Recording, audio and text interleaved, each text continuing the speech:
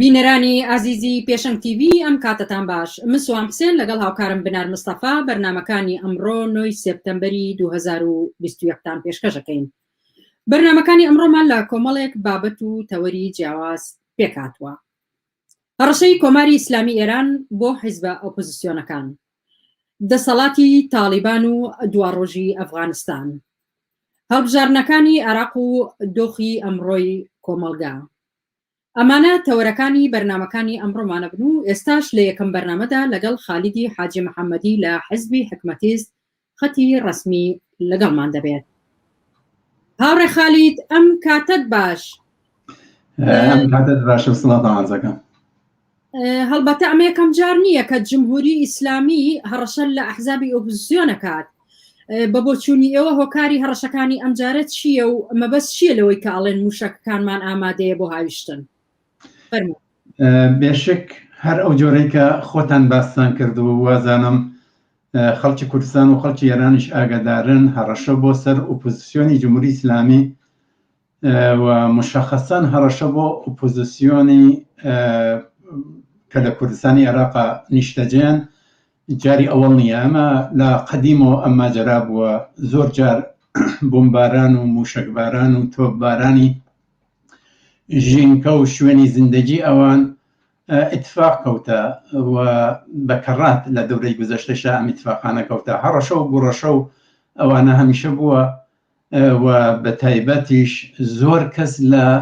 ئۆپۆزیسیۆنی جمهوری ئیسلامی لە مخالفینی جمهوری ئیسلامی تایسە لە عەرز 40 ساڵی گوزەشتە و یا لەو وەختەوە کە بارگای بەخشێ لە ئۆپۆزیسیۆن لە کوردستانی عێراقا بووە،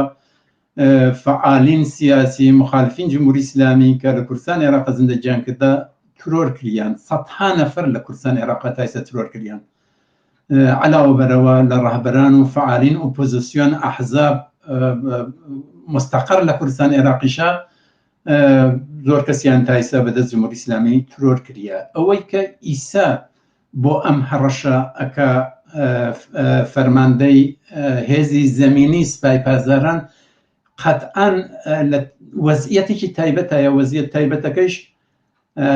کولەن ئەوزاعێکە کە لە منتەقا بە هەمی خواردە. وەزعیەت وەک گوزەشتە نەما، دەرنەتیجە هەڕەشەی ئیمڕۆی سپای پازاران یا فەرماندەی سپای پازاران لە ئۆپۆزیسیۆنی کورد و لە مردم خەڵکی کوردستانی عێراق کە نزیکایەتی ئەمان مەکەن، لە نزیک ئەمانە زیندەگی مەکەن، با هیچ بەر ئێوە نەکەوێتەوەمانە. ئەمە لە ئەوزاعێ تازە ئیتفاق کەوتە. ئەوزاعە تازەکەش بە تۆر واقعیەکەی ئەوەیە کە ئەی بینین کە کولەن دەوری گوزەشتە دوای شەڕ و حمڵەی نزانی بۆ سەر عێراق، دوای لەشکرکەشی بۆ لیبی و شەڕ لە لیبیە، دوای ئیتفاقاتێکە لە سووریا کەوتە و دوای ئیسا ماجرای ئەفغانستانیشی پێ ئیزافە بووە. کولەن غێر بووە ئەمریکا بە تۆر مشەخص وەک سەردەسەی و ڕابەر دەوڵەتهای غەربی لە خاورمیانە ئەمریکا بە تۆر مشەخص شکستی خواردە و پاشەکشەی ئەمریکا و سپاردنی منتەقا بەدەست دەوڵەتهای منتەقا و جەریانات ترۆریستی و جەنایەتکارێکە لە منتەقا بوون ئیتفاقێکە کە ئیمڕۆ ئەکەوێت. لەسەر ئەمە تەبیعەتەن تەخاسوماتی وجودی هەیە لە منتەقا. تورکیا ئەگەن ئێوە باشتر ئەزانن ئەلان بەشێ شماڵی کوردستانی عێراق ئەمەڵەن تورکیا پایە لە قودرەتە، بەخشیە لە عێراق ئێران پایە لە قودرەتە.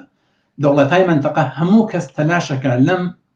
تەوازنە جەدیدا، لەم فەزا جەدیدا جێپای خۆیان محکەم کەنەوە. ئەم کارە و تادیدی ئۆپۆزیسیۆن گۆشەیە چکۆلەیە لە نەقشەیە و تەحوڵاتێ گەورەتر لە منتەقا و تەبیعەتەن تا ئێستا لە توول 20 ساڵ گوزەشتە جمهوری ئیسلامی بە دەلیل وەزعیەت ناوخۆی ئێران هەوڵی داوە بە حزور لە لیبی،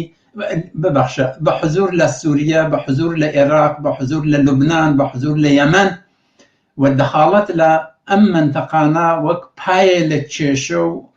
دفاعی لە جەریانات و دەوڵەتانی متحدی خۆی لە منتەقا سعی کردە فەزای ئێران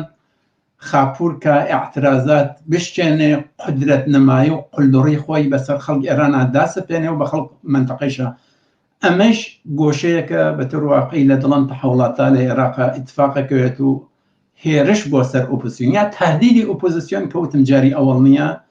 بەشێکە لەم پلانە گەورەترە و گۆشێکی چکۆلێتی لەم ئیتفاقەکە لە ئەوڕێ خالید هەڵوێست و مامەڵەی حکوومەتی هەرێمی کوردستان چۆنە بینن لە کاتێکە کە ئامانج لە جێگە و ڕێگە و بارەگای ئەو حیزبانەیەکە لە کوردستانی عێراقن؟ من پێم وایە خەڵکی کوردستانی ئێران و عێراقیش هەڵوێستی حکوومەتی هەرێم و کولەن بەرخورد حکوومەت هەرێم و ئەم ئەحزابەی کە لەسەرکارن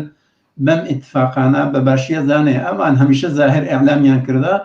کە ئێمە مخالفی ئەمەن، ئێمە پێمان خۆش نییە و لێ حکوومەتی هەرێم ئەلعان بەشی پارتیەتی کە بەشێ لە کوردستان عێراقیان بەدەستۆیە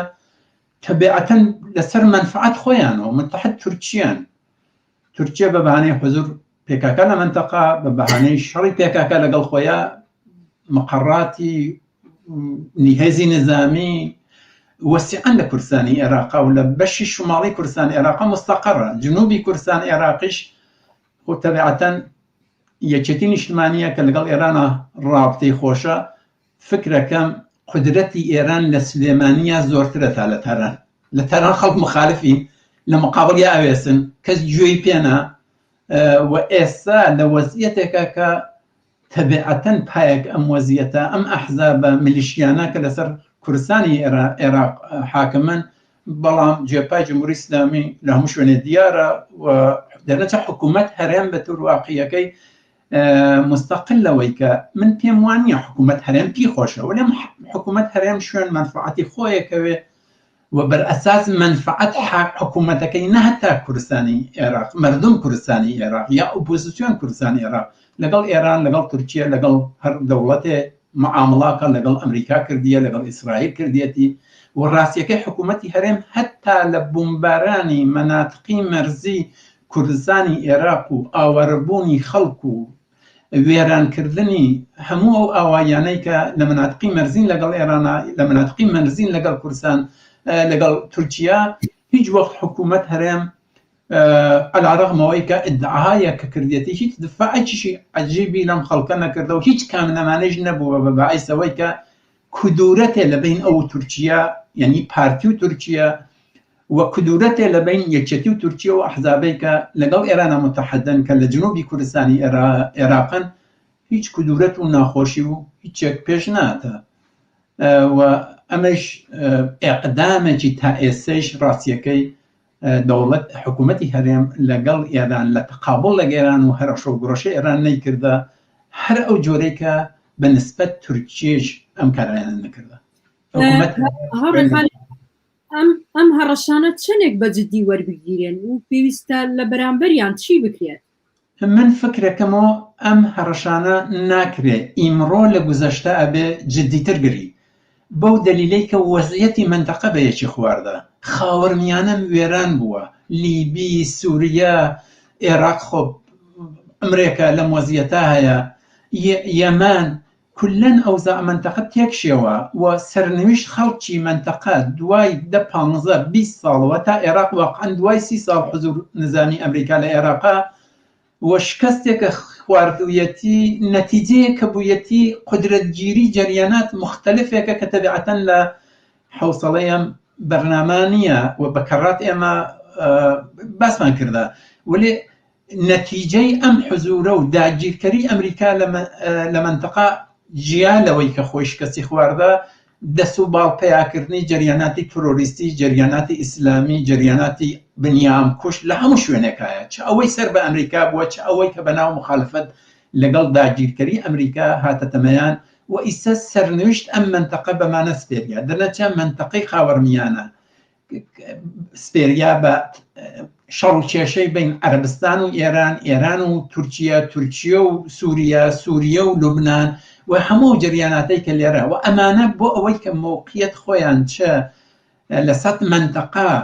خاسکەن لەم تەقابڵ و شەڕ و کێشەکە بین خۆیان هەیە و قدرەت خۆیان داسەپێنن لە منتەقە و سەهم خۆیان بەش خۆیان وەرگرن و چ لە ڕووی ئەوە کە بتوانن بە قولدوڕی بە زۆرەکی بە بەڕۆخکێشانی قدرەت و تاوان نظامی و قلدری خۆیان لە منتەقە خەڵک منتەقەی خۆیان خەڵک وڵاتەکەی خۆیان بترسێنن واداریان کەن لە ئاعتراض و چێشمەچێش لەگەڵ حاکمیەتە دەست هەڵگرن و دەستیان کردە ئەم جۆرە تیپەکارانەکەن کەوتم ئێرانە لەگەڵ بحرانێک جددی لە ئێرانە تەرەفە مردم جمهوری ئیسلامی ناوێ جمهوری ئیسلامی بەتەور واقعی کۆڵی کەوتەتە لێژی ئەویش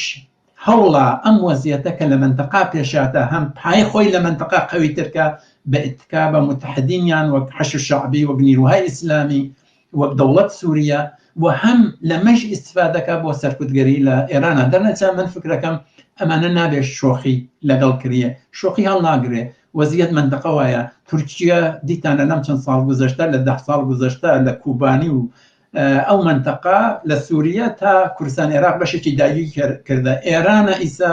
بالاخره تازە خەت نەفتیشی تەلاشەکە بە دلیل وەزیەتی لە لوبنان هەیە بە غەرب و دەوڵەت‌های ئەوروپاییش تەحمیل بووە خالدی حاجی محەممەدی خالدی حاجی محەممەدی لە حزبی حکومەتی سخەتی ڕسمی زۆر سپاس بۆ بەشداریت لە بەرنامەکانمان منیش سپاسدانەکەم و زۆر مەمنون بینەرانی عزیز وچانێک و پاشان هاوکارم لەسەر دوا ڕۆژی ئەفغانستان چاوپێکەوتنێک لەگەڵ ڕێبوار عارەب ئەنجامەدات لەگەڵمان بمێنەوە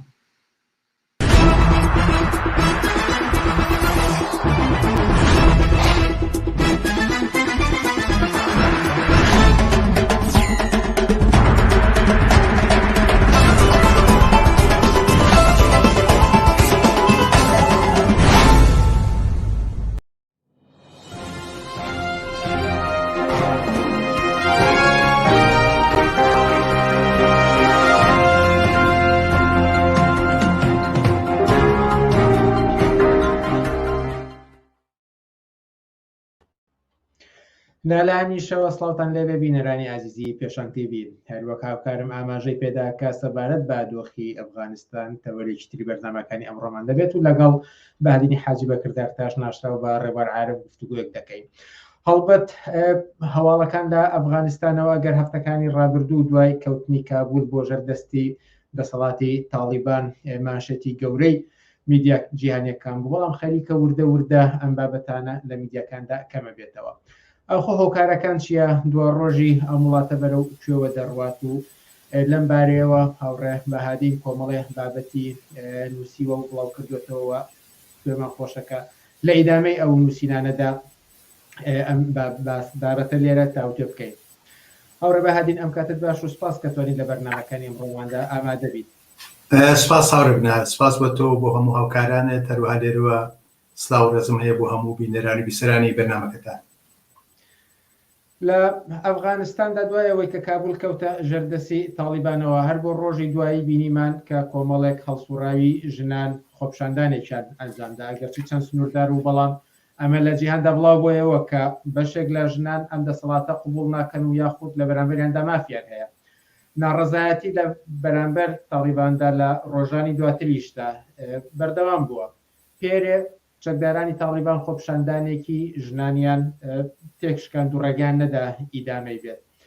پێشەوەی کە بچنە سەر تەواوی کۆمەڵگەی ئەفغانستان بابەتەکانێک لای بکەنەوە پێم خۆشە سەبارەت بە دۆخی ژنان بە دیاریکراوی لەژێر سایی تاڵیبان و بزوتنەوەی ژنان لە وڵاتەدا لە دو ڕۆژدا چۆن دەبینێت بەڵێ دەستخۆش هاوڕێنەر لە ڕاستیە ئینسان کە هەروە بە شێوەیەکی گشتی سەری بارودۆخی ئەمڕۆی ئەفغانستانەکە یا خۆسەری هەر وڵاتێکە کاکە ئیسلامی سیاسی دەسەڵاتدارەتی تیا هەیە پێش هەموو شێڕوبەری نیگەرانێکی یەکجار گەورە دەبێتەوە هەستەکە ئیترە و کۆمەلگایە وەکو تاریخ و ڕابردووی مێژووی ئەم چەند ساڵی ڕابردووی بەتابێت لە خۆڵاتی ناوەڕاستە دادەخرێت کوش و کوشتار سەرکوتی خاڵ ناردنەوەی ژنان بۆ ماڵەوە و پێکەنانی دۆخێکی یەکجار ترسناک و وحشەتناک باڵە کێشێ بەناو کۆمەلگا ئەم واقعیەتە یاخود ئەم وێنەیە زۆر جار تا ئەو شوێنە هاتووە کە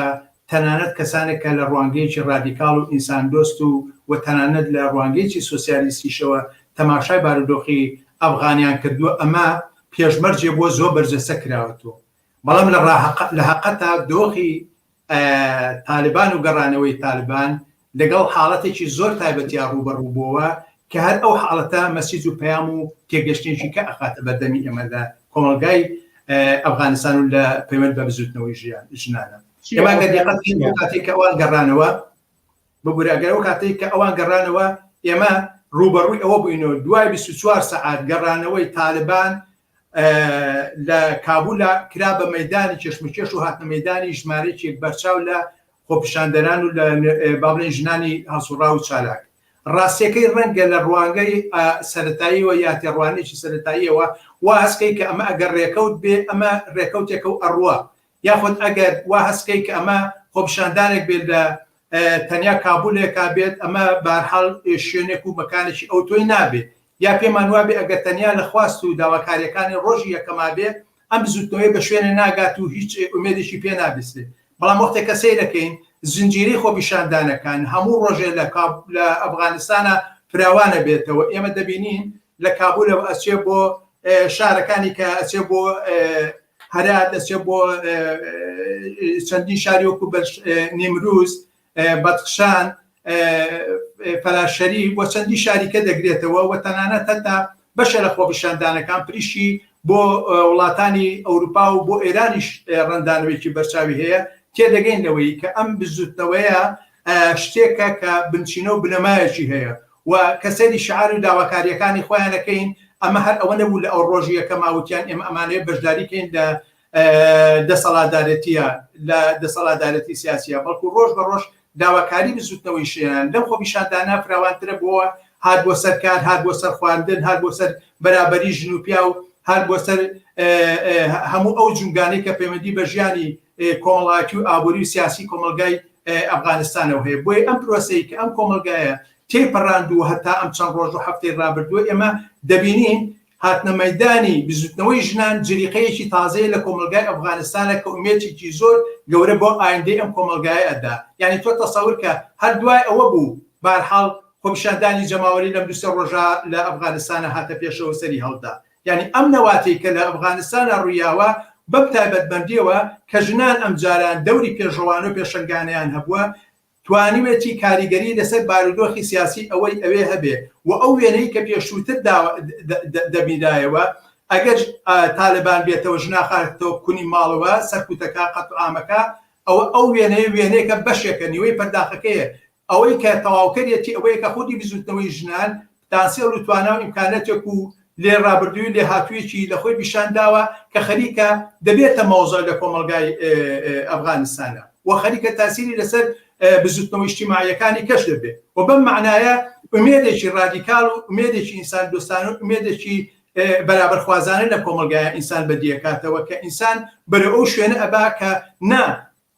تالبان ئاسان ناتوانێت ئەم بزوتنەوەی پاشە کشە پێ بکە ئەم دۆخە و بارودۆخی کە ئێستا لەوێ هەیە لە ڕاستیە بۆ من زیاتر بە زۆر لە زۆرەکان بیرخەرەوەی بارودۆخی کۆبانیە وەختێکە داعش کۆبانی پێم خۆشە بزانم لەسەر چی ئەساسیە پێتان وای ئەمە ئومێد بەخشە و تاڵیبان ناچار دەبێت بە پاشەکشە یاخود چونکە بینیمان کە خۆپیشاندانەکانی سەرکوت کرد و هەروەها باز لەوە دەکرێت کە ئەمریکا و تەحالوفێکی گەورەی دەیان وڵاتی کە لە پشتیەوە بوون سەرنجام پاش شەڕێکی 20 ساڵە ناچار بوون لە بەرامبەر تاڵیباندا تەسلیم بن و ڕێکەوتن لەگەڵێندا ئەنجام بدەن ئەخۆ ئێستا ژنانێک کە لە ڕوانگەی تاڵیبان و پێویستەکە هەر لە ماڵەوە بن و نەچنە دەرەوە چەندێک ئەتوانن لە سایەی دەسەڵاتێکی لەم چەشنەدا بتوانن بە ئامانجێک بگەن بناجیان ئەگەر دیقەت بەی پێش هەموو شێ ئەمریکا لە تاریخی دەخالەکردنی لە ئەفغان و لە هەر وڵاتێکا کە چۆ و هێرشی کرد و لە شیکەشی کردووە بۆ باشکردنی ژیان و گوزەرانی ژنان نەبووە بۆ ئەو نەبوو هاوکێشەکە لە بەرژەوەندی توێژوچینەکانی خواری کۆمەلگا بگۆڕێتەوە بۆ لعبەیەکی سیاسی خۆی هەبوو ئاماجێکی خۆی هەبووە بۆی گرنگ نییە تالبانە یاخۆت داعشە یاخۆت هەر هێز و با بڵێن بنەما و هیچ ویلایەنێکی سیاسی ترە ئەوەی کە هەیە ئێستا لەم کۆمەلگایە یەکەمین پەرچەکردار بەرابەر بە ئەم هێزە دڕەندە و سەرکوتکەرە ئەوەیە ژنان یانە شەقامەوە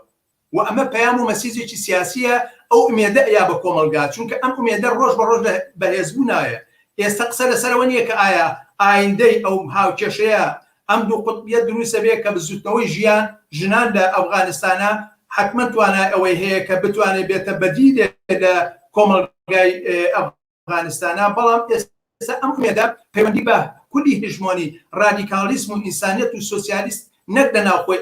ئەفغانستان نە ئاسی نێودەوڵەتیە هەیە بۆ ئەوەی کە چۆن ئەتوانن ئاراسەکەن دەخالەتکەن پشگیریکەن و بۆ ئەوەی ئەم نەواتەیە کە ئێستا هەیە چۆن ئەتوانن بەرەو ئەو ئومێدە و بەرەو ئەو ئایندەی بەرەکە هاوکێشەکان لە بەرژەوەندی خوارەوە هاوکێشەکان لە بەرژەوەندی بزوتنەوەی ژنان بدۆزێتەوە ببینێتەوە ئەوەی ئەمە شتێکی ڕێکەوت نییە کە لە کاتێکە 24 ساعت بەسەرم بارودۆخانە بۆ ژنان بەو ئاستا بۆ دەنگ هەڵبڕینە بەو شجاعەت و ئازایەتێک ئێمە لە سوسیال میدیا دەبینین چۆن سنگی خۆیان دەخەنە بەردەم کلاشیکۆف و چەک و چەکی هێزە سەرکوتکەرەکانە بۆی ئەمە ئەگە سەرەتای بەرنامەیەەکە ئێمە لەم پرۆسی هەفتە و دەڕۆژا بینیمانە ئەم هێزە ڕۆژ بە ڕۆژ گەورەتر و فراوانترە بێتەوە و شار شارۆچەکانی کە یەکرێتەوە بۆی ئەمە جێگەی ئومێدێکە ئایا ئەمە سەرکوت دەکرێت نە تەبعاً لە جێکەوتنی ئەو باڵانسا بە ئەندازەیە کە بە دەستی هاوکێشەکە لە بەرژەوەندی داعش و لە بەرژەوەندی داعشەکان و لە بەرژەوەندی تاڵبانە بشکێتەوە معلومە توانە سەرکوتیکە بەڵام دیوەکەی ئەوەیە ئەی رادیکالیزم و ئینساندۆسی و سۆسیالیست و چەپ و بزوتنەوەی ژنان لە ئاسی ناوخۆ نێودەوڵەتیا چێ موقعیت و مەکانێکی هەیە بۆ فشاخستنە سەر ئەم بارودۆخە کەمە بارحال لە پرسیارەکانی کە ڕەنگە ئەم لانێ زیاتر بۆ ڕژێن کەم پێم وایە مەسەلەی کە ویستانبی و ڕژێنەویش لێکچوونێک لەگەڵ کۆبانیدا ئەگەر هەبێت و لە یەکێک لە نووسینەکانیشتاندا ئاماژەتان پێداکە بۆ سەرنج ڕاکێشە لە کۆبانی هێزێکی ئیسلامی سیاسی وەکو داعش هەوڵیدا کە بە هێزی چەک بچێت ناوچێک داگیرکە وەکو کۆبانی و چەند ناوچێکشی داگیر کرد بەڵام ئەفغانستان تاڵیبان خۆی پێشتر لەو ناوچانەدا دەسەڵاتی هەبووە ئێستاش دووبارە گەڕاوتەوە بۆ دەسەڵاتوە خەباتەکەش خەباتی کچەکدارانە نییە کە ژنان لەوێ دەستیان داوەتێ چ لێکچوونێک لە نێوان ئەم دوو هاتنە مەیدانی ژناندا دەبینن لە نێوان کۆبانی و کابولی ئەفغانستاندا پرسیارەکە جێ ڕاوەستانە پێم خۆشە لە هەر حاڵە بە تایبەتی ئەوەی کە ئێمە ئەزمونێکمان هەیەەوە بە تایبەتی ئەوەی کە ئێمە بینیمان کۆبانی بزوتنەوەی ژنان یاخۆ ژنان بە شێوەیەکی گشتی چ جێگەوڕێگەیەکی هەبوو لە تێکشکانی ئەم هێزە کۆنەپەرست و فاشستا کە ئیسلامی سیاسیەکە لە بەرجی ڕۆژێ لە بەرجی قاعیدایە لە ڕۆژێ لە بەرجی داعشایە ئەمڕۆ لە بەرجی بارحاڵ تاڵبانە ئەو کاتەی کە ئەم چێشمەکێشە لە سووریا و لە ناوچەکانی وەکو کۆبانی و جەزیرە ئەو شوێنانە ئاسەری هەڵدا ترسێکی یەکجار گەورە ناوچەکەی گرتبووەوە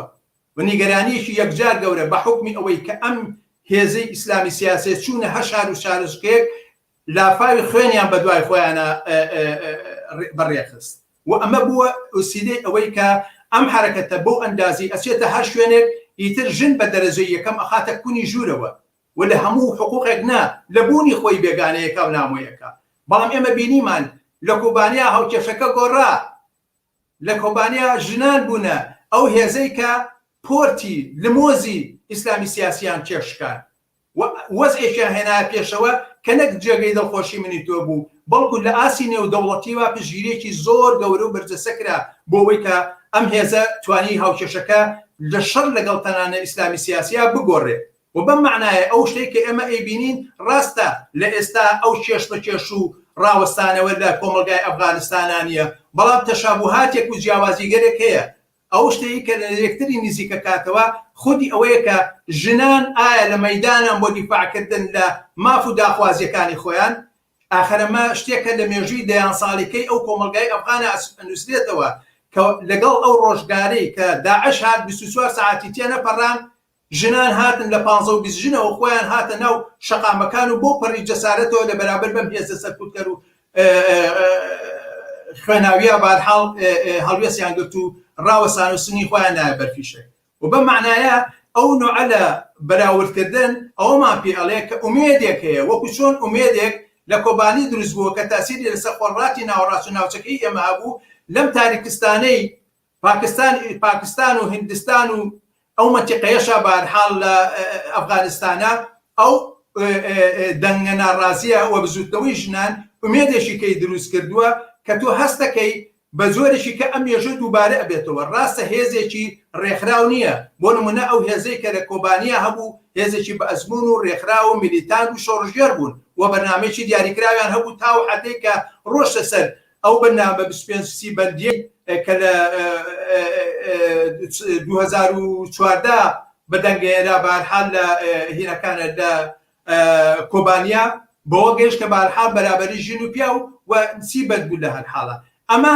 بۆ ئێمە لەم شوێنە لەم خۆپیشاندانانە کە شعارەکان و داخوازیەکانیان لە چەندین شوێنە بەیانیەکەن و بەشێ لەم داخوازیانە ئەمڕۆ ئەوان لە ناو خۆپیشاندانەکانە باسیەکەن دەیرێنەوە. ئەمە ڕاستەکە هێشتانە بۆ بەرپلاتفۆرم، بەڵام ئەمە نەواتێکی سەرەتاییە بۆ ئەوەی ئومێدە ببەسی بە ئایندەی ئەم بزوتنەوەیەوە. و من پێم وایە من و تۆی سۆسیالیستیش دەورەکەمانوێ لە هەر شوێنێکی دنیا هەین بتوانین ئەم لایەنەی بەرجەستەترکەینەوە تا ئەو لایەنەی کە ئایا ئیسلامی سیاسی ئەتوانێت لە کابوسێکی کە لە ئەفغانستانە دروستکە ئێمە ئەبینین هەفتەیەک 10 ڕۆژە بە پێچەوانەوە هاوکێشەکە وایری هاتووە ئێستا لە ئاسی جنیا باس دەواکرێ کە ئەفغانستان خەریکە ئەگۆڕێ، طالبان خەریکە ئەگۆڕێ، وە لە ڕاستیا من پێم وایە بەشێ لەم وێنە کازبە مەسەلەکە ئەوەیە هاتنە مەیدانی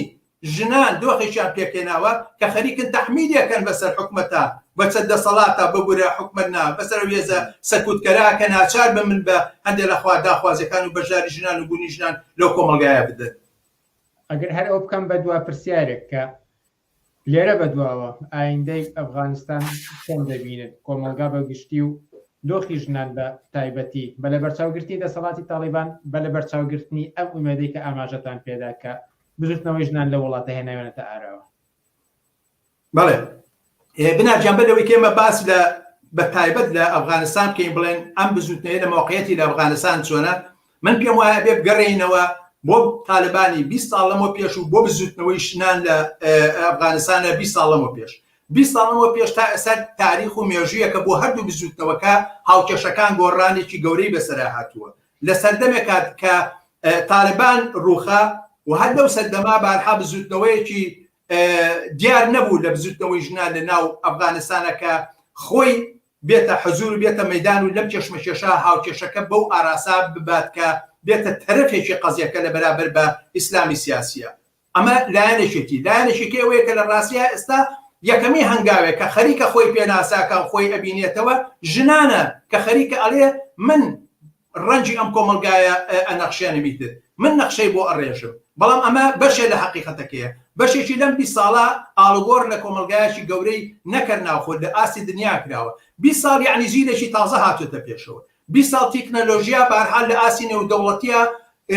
سیمای شۆڕش و شۆڕژێڕەتی و سیمای ئەترازات و ناڕزایەتەکان ئەتوانێت کاریگەریەکی زۆر جیاواز پیدا بکە. 20 ساڵ لە ئەزمموی خۆرەڵاتی ناوەڕاست، 20 ساڵ لە بەهاری عەرەبی کە چه ئەزممونێکی لەناو بزوتنەوەی ژنانە هەبووە، 20 ساڵ لەسەر ئەوەی کە لە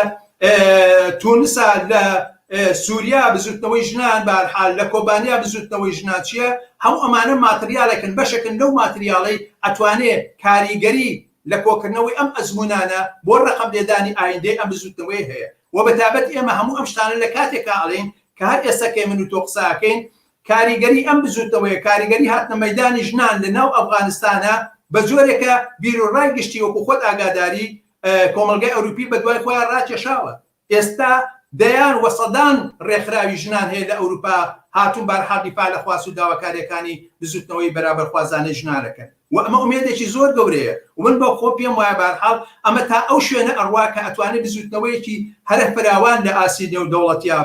بێنێتە بەرهەم کە بە پێی پێشڕەویەکان و بە پێی بەرەو پێشچوونی ئەم بزوتنەوەیە کاریگەری و ڕەندانەوێکی یەکجار گەورەیە لە ناو هاوکێشە سیاسەکان و لە ناو بزوتنەوەی بەرابەری ژن و بەرابەرخوازانەی بەرحال ئەفغانستانە هەبێ. بۆیە پێم وایە ئایندەکە پەیوەندی بە ئەو هاوکێشەوەیە و ئەم هاوکێشەیە من بۆ خۆم بە حکمی هاتنە مەیدان و دەخالەتی ئەم بزوتنەوەیە ئەوەندە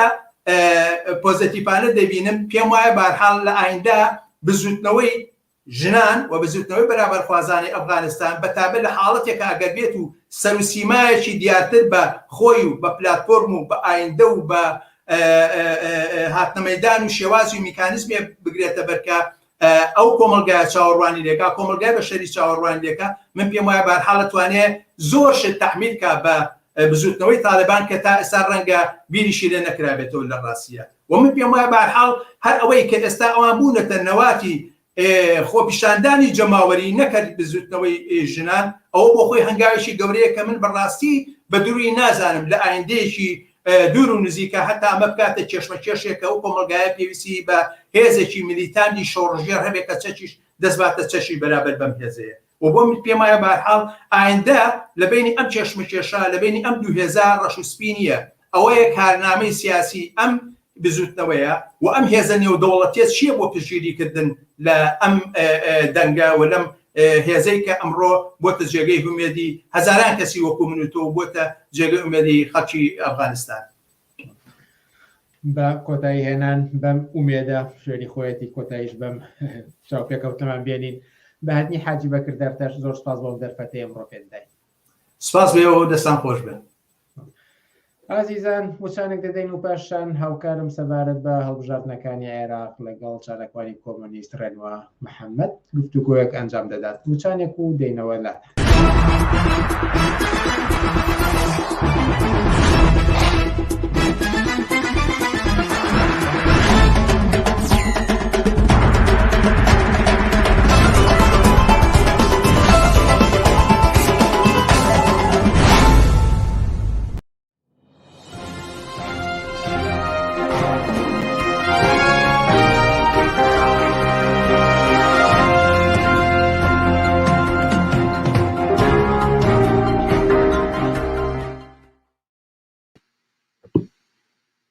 بینەرانی ئازیز بەردەوامین لەسەر پێشکەشکردنی بەرنامەکانمان و سەبارەت بە هەڵبژاردنەکانی عێراق لەگەڵ چالاکەوانی سیاسی ڕێنوا محەممەد چاوپێکەوتنێک ئەنجامەدەین.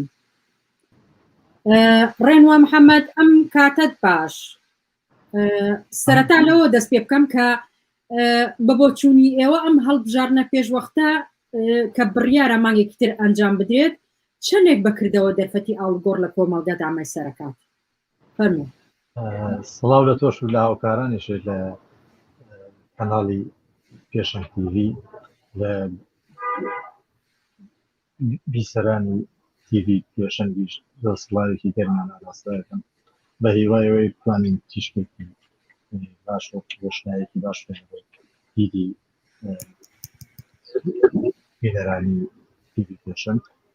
بە بۆچوونی من پێشەوەی ببینە بچینە سەر ئەوەی ئایا ئەم هەڵبژاردنانە چ ئاڵگۆڕێک لە کۆمەڵگا دامەی سەر دەکا دەبێ بگەینە بۆ بگەینەوە بۆ ئەو باگراوان تایبەتمەندیانەی کە پاڵنەرە بۆ ئەم هەڵبژاردنە پێشوەختە کە ئەنجامی بن دوو پاڵنەر و تایبەتمەندی بەهێز هەیە لە پشت ئەنجامدانی ئەم هەڵبژاردنانەوە تایبەتمەندیێکیان انتفاضەکانی ئۆکتۆبەرە کە تەواو دەسەڵاتی شپرزە کردە بوو هەر لەسەر ئەوەش دەست ناچارکردنی دەست لە کارکێشانەوەی عادل عەبدولباقی یەکێکە لەو کاریگەرە گرنگانەی کە انتفاضەکانی ئۆکتۆبەر بشاریان هێنا بۆ حکوومەتەکەی عەبدولباقی و هەڵیان وەشاندەوە لە جێگەیە حکوومەتێکی کاتیان دامەزراندووە. تایبەتمەندێکی تری کەش ئەوەیە کە حکوومەتی عێراقی دەسەڵاتی سیاسی لە عێراقدا لە هەلومەرجێکی زۆر دژوار و ئاڵۆز و شکست خواردوودایە پێویستی بە نمایشێکی هەیە لە جۆرێکی کە لە سیاست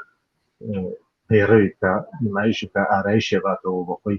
هەر ئەمەیە ئەو پاڵنەرانە کە حکوومەتی عێراقی بێوێت ئارایشتی کە لە کۆمەڵگایە باتەوە بە دەسەڵاتەکەی پێم وابێ ئەگەر هەڵبژاردنەکانیش بکرێت ئەمەیە کە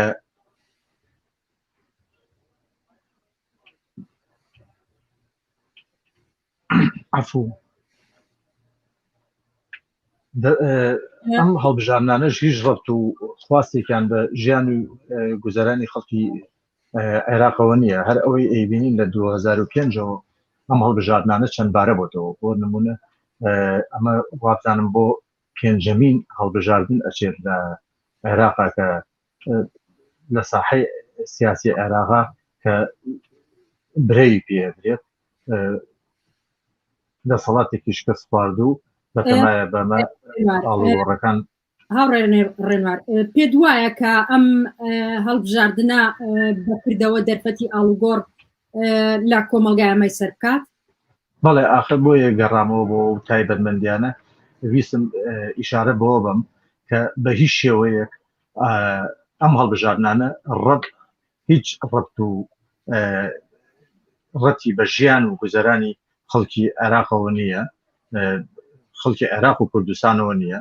بە هیچ شێوەیەک ناتوانێت ئاڵوگۆڕ لە ژیانی کۆمەلگایە بکە. ئەمە سەودایەکی سیاسیە لە بینی هێزە سیاسیەکانە سەودا و مامەڵەی پێوە دەکەن. نەخێر هیچ ڕەتێکی پێوە نیە و هیچ ئاڵوگۆڕێک تەنها ڕێگە بۆ ئاڵوگۆڕ لە ژیانی کۆمەلگای عێراقا تەنها ڕێگە هاتنە مەیدانی خەڵکە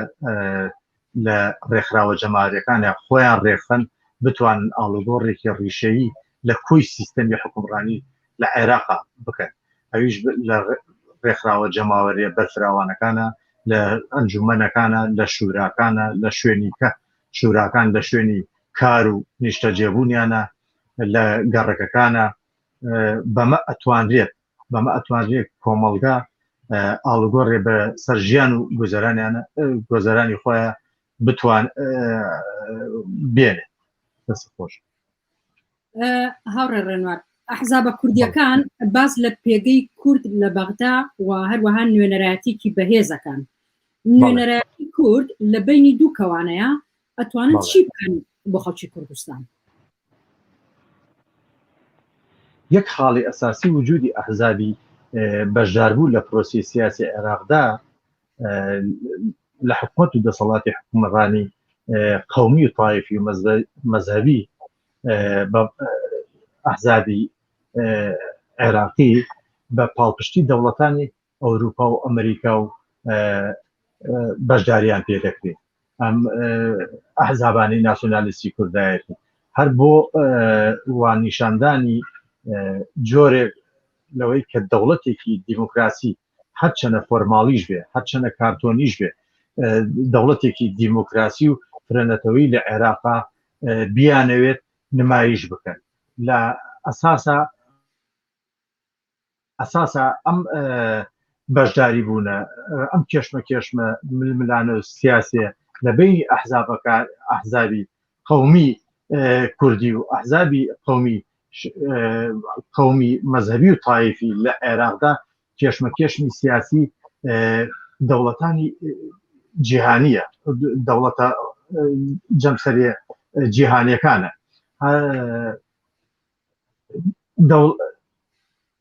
هەر ئەحزابی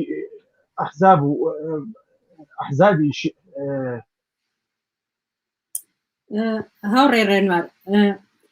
میدیاکانی ئەحزابی بەشداربوو لە هەڵبژاردن فەزایەکی تەواو جیاوازیان ڕەخساندووە و جاروبار باسیەوەکەن کە ڕێژەیەکی فراوان لە خەڵکی بەشداری ئەکات. بەڕای ئێوە فەزای کۆمەلگا چۆنە؟ پێچێ خەڵکێکی زۆر بەشداری بکەن یاخود نا؟ بەو دەلایلەی کە ئەڵێ پێ ئەچێت کۆمەلگا بەشداری بکەن یان نەیکەن، ئەوە دلیلێکە بۆ ئەوەی کە ئەم ئەحزابانەکە فەزایەکی میدیایی وایان بەگەڕخستووە، واتای ئەوە ئەگەینە سەلمێنەری ئەو واقعەتەیە کە کۆمەلگا بەشداری لەم هەڵبژاردنەدا بە ڕێژەیەکی زۆر کەم ئەگەر بکات. بە تایبەتی لە کوردستاندا پێم وانە خەڵک بەخوایشتی خۆی بە تایبەت هێزە ئەمنی و چەکدارەکانی خۆیان بە چاوسورکردنەوە و گوشار لە سەریان مەگەر ئەمانە بتوانن بەشداریان پێکەن. ڕێژەیەکی زۆر بەرچاو، ڕێژەیەکی زۆر کەم لە کوردستانە بە تایبەتی پێم وایە بەشداری ئەم هەڵبژاردنە ناکاو و لە عێراقیشا بەگشتی هاتنە مەیدانی تەواوی خەڵکی لە عێراقدا لە زۆر ناوچە و لە زۆر شار و شارۆچکەکانی لە عێراقدا سەلمێنەری ئەو واقعەتەیە کە هەڵبژاردننی بۆ نوێنەرانی عێراق و خواستویستی خەڵک نییە، چونکە ئەمانە بە هیچ شێوەیەک نوێنەرایەتی خەڵکی بەژمێنەت و زەحمەتکێشی عێراق ناکەن. خەڵکی بەژمێنەت و زەحمەتکێشی عێراق زۆر بێبەریە لە هەموو مافە سەرەتاییەکانی ئینسان. ڕێڕێنوار پێویستە لە بەرامبەر سیناریۆی ئەم هەڵبژاردنەدا چی بکێت؟ پێویستە بەرامبەر سیناریۆی ئەم هەڵبژاردنەدا پێویستە بە هاتنە مەیدانێکی ڕێکخراوەیی جەماوەری بەهێز هەیە لە ئاستی کۆمەلگادا کە بتوانێت ڕێگە بگرێت لەم گاڵتە جاڕیە لەم هەڵبژاردنە ئەگەر ئەمەژ نەکرا یعنی پێویست ناکا بڵێ بایکۆت چونکە بایکۆت لە هەڵبژاردنەکانی پێشوە واقعەتی خۆی سەلمان یعنی تەسبیتی ئەوەی کرد کە ئەوەتانێ خەڵک لە پرۆسی سیاسی عێراقدا پرۆسی هەڵبژاردنی عێراقدا بەشداریکی زۆر بەرچاو کەمیان کرد بۆ ئەم مەرحەلەی ئێستا پێویستە خەڵک لە ڕێکخراوە جەماوەریەکانی خۆیان ڕێخن لە شوراکانی خۆیان ڕێکن لە ئەنجومەنەکانە خۆیان ڕێخن دژی ئەم هەڵبژاردنە بوەستنەوە بوەستنەوە بایکۆت بە تەنیا کافی نییە چونکە ئێمە ئەبێ ئەومان لە بەرچاو ڕوون بێت کاتێ ئەترازاتی خەڵک ئەم هێزە ناسیۆنالیستانە بە هەر بەرگێکی کەەوە ناسیۆنالیست و قەومی مەزەبیانە بە هەر بەرگێکی ترەوە لەلایەن بۆرژوازیەوە تەوجیه هەکرێن سێری سواری شەپۆلی ناڕزایەتەکانی خەڵکە بن ناڕزایەتەکانی خەڵکیان پێشتر ئەم تەجربانە ئەبێ لە بەرچاومان بێت کە چۆن بەلاڕێیان نابردووە ئێستاش بۆ ئەوەی کات درەنگ نییە کاتی هێشتا زووە بۆ ئەوەی ئەم بایکۆتە بەلایەکی کیان نەبرێت چکان مەترسی هەیە ئەم بایکۆتەش دیسانەوە وەکو ئەو ناڕزایەتیانە ئەگەر خاوەنێکی ئەسلی خۆی بۆ دروست نەبێت کە خاوەنە ئەسلەکەی تەواوی کۆمەلگایە لەژێر کاریگەری بزوتنەوەیەکی شۆڕژگەرانە و کۆمونیستیانەدا بتوانێت ڕێکخرێ و تەوجیهی بدرێتێ و ئاراستەیەکی جیاوازتر لەوانی باتێ و لە بەرژەوەندی کۆمەلگای خەڵکی عێراق ئاراستە بکرێ بۆ گۆڕانکاری لە ژیان و گوزەرانی خەڵک و دامەزرانی کۆمەلگایەکی نۆرماڵ کە تیایدا ئینسان بتوانێت کەرامەت و قودسیەتی پارێزراو بێ بتوانێت دەستی بە خزمەت گوزاریەکانی بە هەر شێوەیەک لە شێوەکانەیە بگا زۆر بە ئاسانی کۆمۆنیست زۆر سپاس بۆ بەشداریت لە بەرنامەکانی ئەمڕۆماندا دەستی ئێوە خۆشبێ زۆر سپاسی ئەوەکەم بۆم دەرفەتە بۆتان ڕەخسانم بە هیوام توانی بێتم ڕۆشنایە بخەمە بەردی دینەرانی عزیزی تیفی بێژن دەستی ئێوەش خۆش دووبارە زۆر سپاسدان بینەرانی عزیز بەم شێوەیە هاتینە کۆتایی بەرنامەکانی ئەم هەفتەیەمان هەتا هەفتەی ئایندا هەر شاد و سەرکەوتوو بن.